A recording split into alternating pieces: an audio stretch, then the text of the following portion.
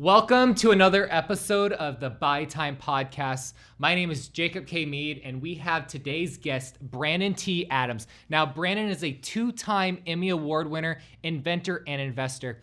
Brandon, before we get started, thank you so much for coming on the show. I appreciate it. I am glad to be here with you. I love just gonna go into the story of my background, but also just power of buying time. But thank you for having me here. Just honored. Absolutely. Buying time is so important. So before we get started, tell me a little bit about yourself. Okay, so let's go back. I'm from Iowa, originally born and raised in Northeast Iowa, Garnavillo. Have you heard of Garnavillo, by the way? I haven't. Where's it at? Where's it located? So it's right by kind of the Mississippi River. It's 3.5 hours here from Des Moines. I'm actually going there after this.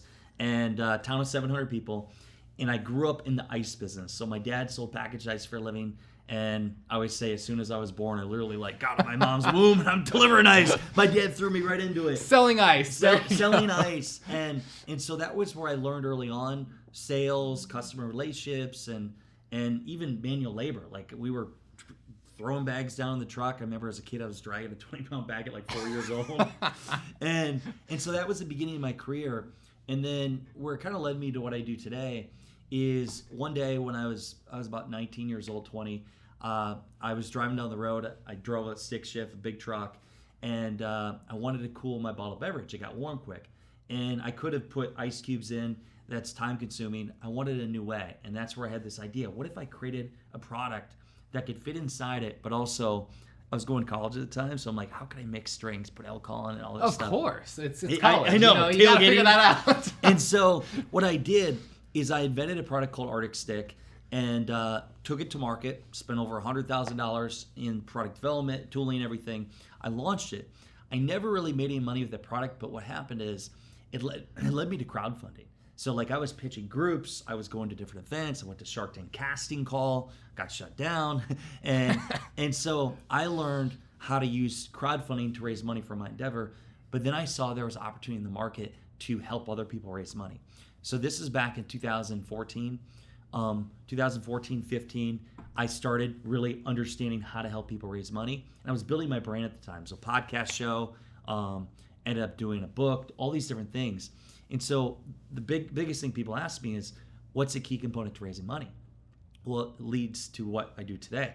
The biggest component to it is telling a powerful story, but doing it through the video asset. So we created a short video, say, hey, here's what we're doing, here's how you get involved, and here's how you can give us money.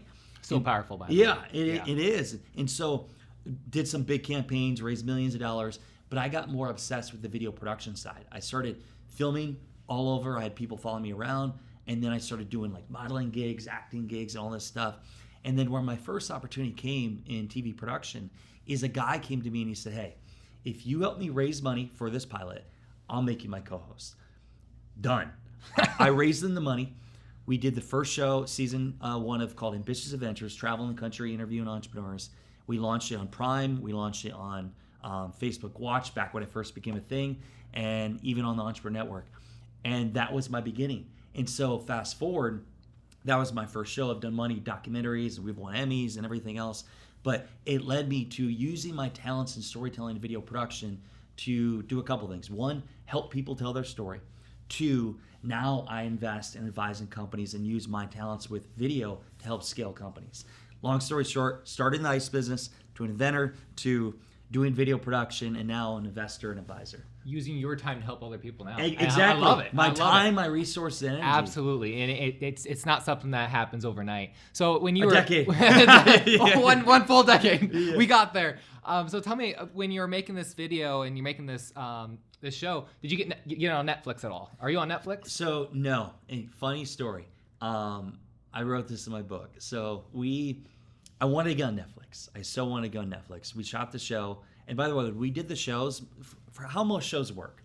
People will shoot a pilot, they'll have a pitch book, and they'll go to these networks and say, hey, will you get behind this, get us distribution, and then basically buy or give them money to go fund it. Because it's very expensive. I never went that route. I did the route most people don't do because I couldn't figure out how to fund it. I knew how to raise money. I created the show. We shot it. We had it all done. And then we went to distribution.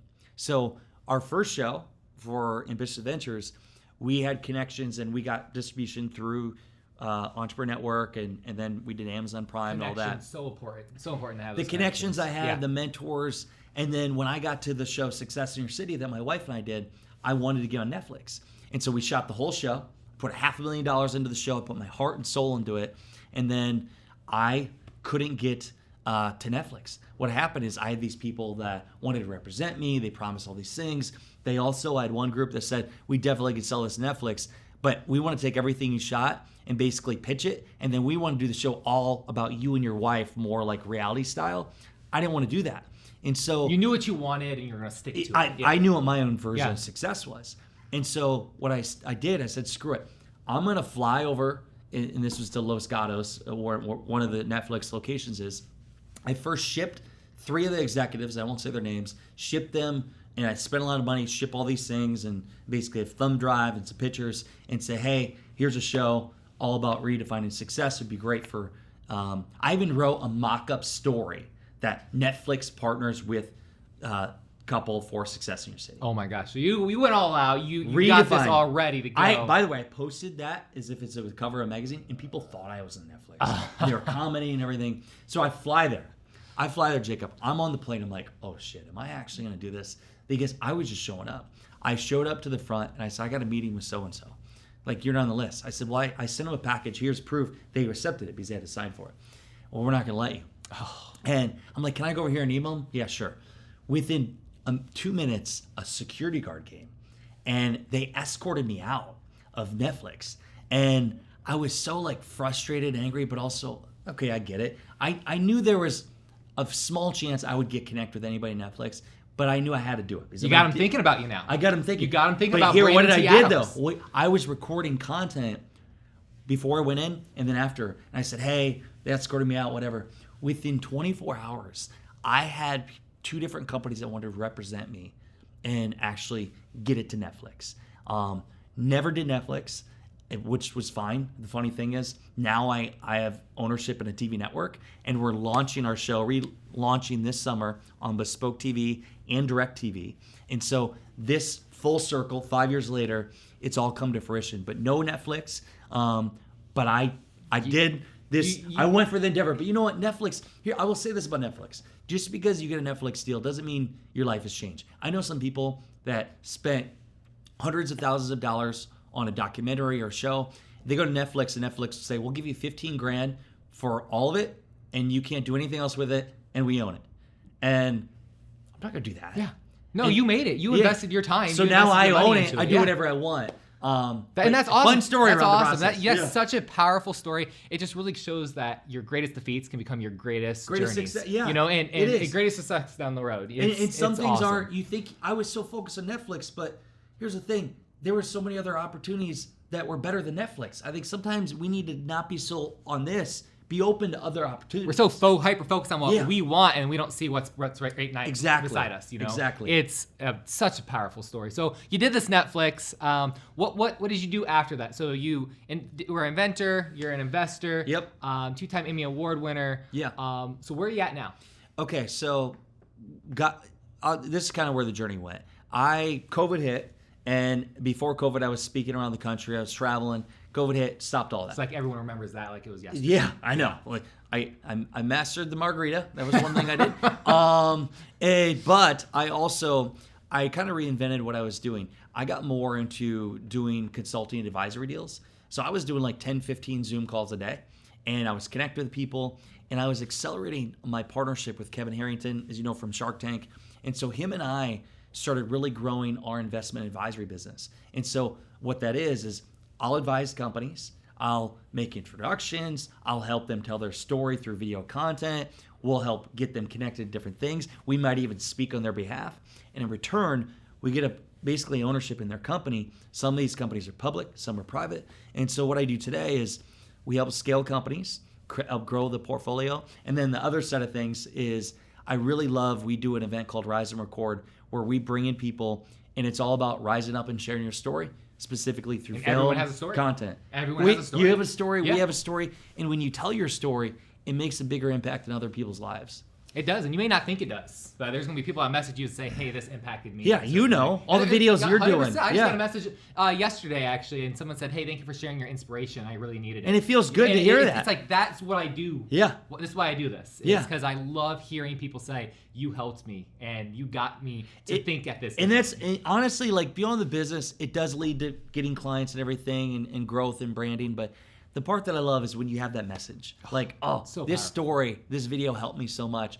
And I've found when you least want to do the video is when you have to do it, because I found when I do that video, that's when somebody's like, I needed to hear that video. Yep, 100%. You may not want to do it necessarily at the time, but just do it. Like, press that damn button. Kevin Harrington, by the way, great guy. I was just on a call with him last week, and I know. I asked him, isn't he amazing? He's a great guy. I asked him, I was like, so how do you buy time? And one of the things he said is you have to have the right leadership in place. You have to have the right people in place because they don't want to be there constantly overseeing every little aspect, and they have to trust their team. It's so true. And I'm like, that is so true. Yeah. You know, if you want to build multiple companies, you want to have multiple businesses, you got to trust your team.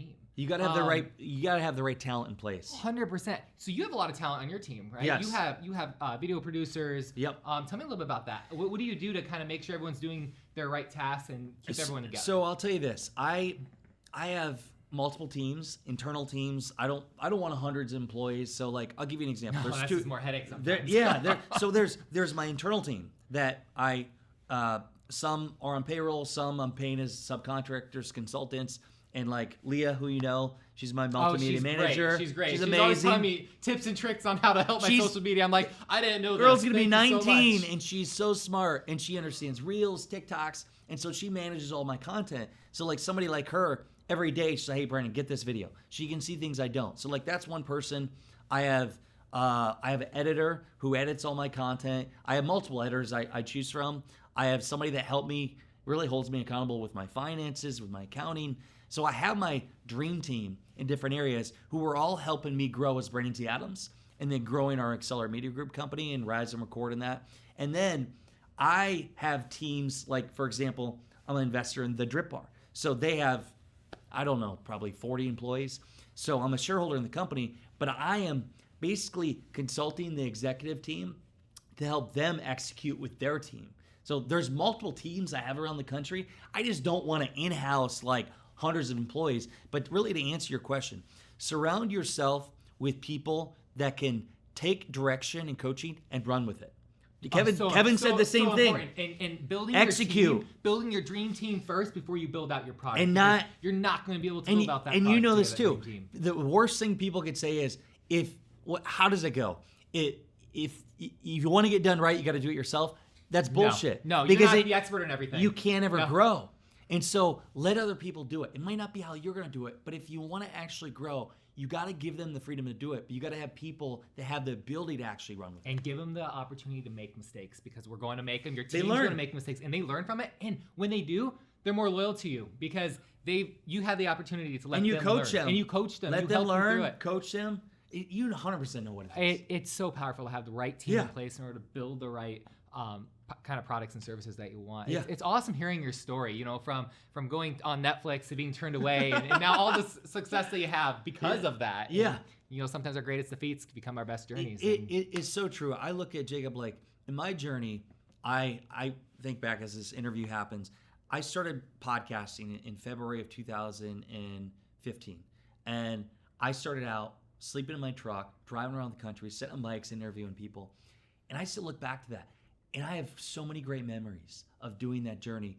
And along the way, the little wins, because you talk about success. We have our Emmy moments, I call it. You have a big win, you make a lot of money or whatever it is. But I love that. But just know 99% of it is a journey. And I still miss the times. My wife's like, you don't need to be sleeping in your vehicle because we'll do long trips. And I'll be like, I'll just sleep in this thing because I don't need to go get a hotel. Because I miss some of the times where I started out, I had no money. I was eating canned food in my vehicle and editing my podcast in my truck. Like, I enjoy those journeys and the little wins along the way. You don't forget. And you look back and then be like, oh, I'm so grateful for taking that action. But it comes down to actually taking action. Oh, 100%. Start recording that video, starting the podcast, and just doing it. Because if you ultimately go after your dreams and put in the work, you buy your time back. Yep. Because at the end of the day, if you create a real system in place, it gives you more freedom, more money, more opportunity to focus on things that are more, what's the word? Compelling and passionate for you. Whether it's your kids or me, I like doing projects that are creating video content. That's not even business ready. It's just me creating something because it's my craft. It's so true. I mean, and time was one of those things that it just moves so fast. You look back on it, and the last thing you want to do is say, what did I do in 2 years? What did I accomplish? And so many people don't accomplish what they want because it lives up here. It lives in their mind. They say, I'm going to do this, and now's not the right time to do this, or I can't do this now. I'll wait until later. And it just sits there, and nothing ever gets done. Which hurts. You just do it. Like, just take do action. The thing. Take action. It's what matters most. Take action. It is. It's crazy. I wish I could just tell everyone, hey, take action. The smallest things that you do now is going to make the big difference. You know, the thing I love about what you do, Jacob, is like you help people buy their time back, but through your workshops and training and consulting, it's you show people, hey, here's your system. Yes, you've done this. What got you here got you this. But a lot of people, what happens is they're making the money, but they're tied to their business, and they don't have the freedom. I see it. They're 60, working 70 hour a week. They're working their business. They created a job for themselves. Exactly. And 67 hours. But you show them, just as you do, hey, here's how you put these systems in place, and you can work 20 hours. If you want to work 60, you can, but you work 20 hours on this endeavor and spend 40 on other areas, or 40 hours extra on growing and not working in your business. And that's what I love about what you do. Work on your business versus working in your business, and make sure your business is a time asset and not a time liability. It's the biggest thing to learn, because you don't want to start off wrong in the wrong foot and be investing all of this time. And that's what you're going to do for 20 years. No, you're going to build up that business and make it a time asset. And that's what matters. Amen. It's oh my gosh, Brandon. Well, hey, I appreciate you coming on and giving us your advice and kind of what you do. And so how can people find out more about you? Where can they go? I make it pretty easy. I'm at Brandon T. Adams everywhere. That's easy. BrandonTAdams.com. And if anybody wants to come hang out at the event we have this year, Rise and Record, just go to riseandrecord.com. But I'm active. Anybody listening, watching, reach out to me.